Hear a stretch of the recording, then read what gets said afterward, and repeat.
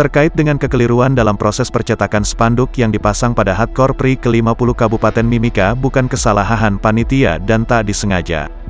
Pada intinya, kami tidak sengaja untuk mau mengembalikan bendera.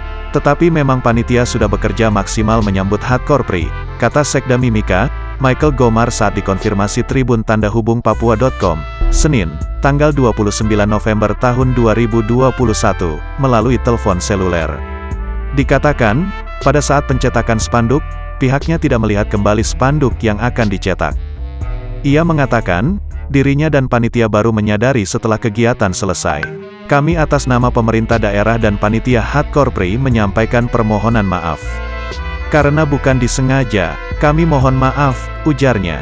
Sebelumnya, lambang bendera merah putih yang terpajang di Gedung Pusat Pemintahan Kabupaten Mimika pada saat Hardcore Prix ke-50 terbalik alias warna putih di atas dan merah di bawah layaknya bendera milik negara Polandia. Hal tersebut muncul di berbagai grup WhatsApp bahkan dibagikan di story oleh para netizen. Untuk terbaliknya bendera merah putih ini belum diketahui pasti. Apakah salah cetak atau bagaimana?